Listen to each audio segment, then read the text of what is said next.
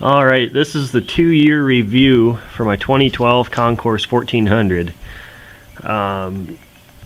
Basically, I'll just talk about the ergonomics and the power of the bike. If you have questions about the accessories I have on here, you can just look at my other videos. I have individual videos for all the accessories, but this bike is a lot more aggressive than like a Yamaha FJR, which I've sat on FJRs, and the main differences are the pegs are a little bit farther back. It feels like you're leaning forward more, like this is more of a sport bike than a cruiser, you know, versus an FJR. It's more aggressive is what I would say. I kind of prefer that. With my Seika, it's kind of the same way, but I really need a different seat because I don't sit back here. I find myself sitting way up on the tank, so I'm probably going to get a new seat made for it. But to kind of counteract some of that stuff, because I'm so tall, I'm a little over 6'2", I put cruise pegs on it so I can stretch out. But the main thing is I put these bar risers in.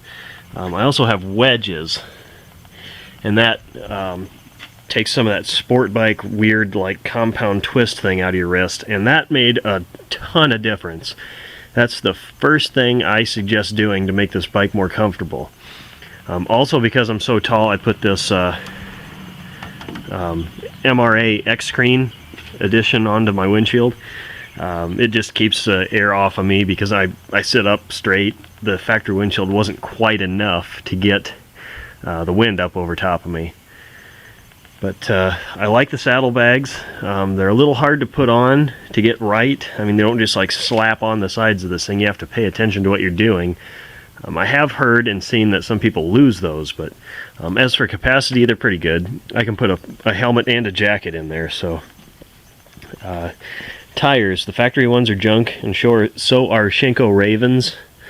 But the Shinko Raven tires are cheap, so that's why I use them. I just can't shell out $250 for Road Pilot tires. The front is wearing a lot better than the rear, and I think I'll get about 2 rears to every front tire with these Shinko Raven tires, and they grip pretty well. I've been in the heaviest rain imaginable with these tires, and I didn't have any issues with them, so I'm probably going to keep using those just because they're cheaper and they last about 4,500 miles. The rears anyway. The front's got 7 on it, and it's, you know, really good shape yet.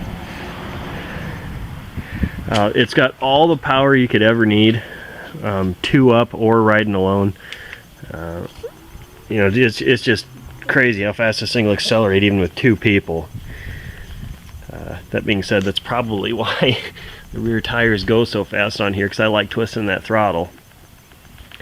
But overall, I really like the bike. The only thing I wish it had is cruise control.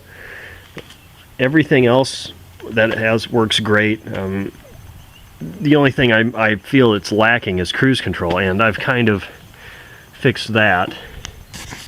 Got my throttle rocker here, and then I've also got Omni Cruise. But actual cruise control is the only thing I feel this bike is missing. Engine runs great. I haven't had to adjust valves or do any actual engine work to it besides just oil and filters. The tank capacity is pretty good. If you're nice to this bike, you can get 50 miles to the gallon. If you ride it like a hooligan, I get about 30. So, you know, your range varies a lot on how you ride. So yeah, again, overall, I love the bike. I haven't had any real issues with it. When it's really cold, I'll have like tire pressure sensor low battery warnings, but they go away once the weather warms up. So yeah, I mean, no real complaints other than that the linked brakes suck and then it's missing cruise control. Those are the only issues I have with this bike. No factory cruise control, and the linked brakes really suck. That's because I'll be pushing on the back brake and the front one, and then like you squeeze it just a little bit too much and then it grabs really hard, and especially if you've got a passenger, I've noticed it's worse. I've tried it in both linked and the slightly less linked because it's got two modes. It doesn't really matter. They're linked either way. I don't really like that. And honestly, if I could figure out a way to bypass that, I would. But I'm just going to learn to live with it, and then use my cruise control aids like this. And then I've driven like 30 miles on just this, no hands on the bars. So it's very stable too, because I can just take my hands off and go down the road. So my kind of rambling rant is over, I guess. Only complaints: no cruise control and linked brakes.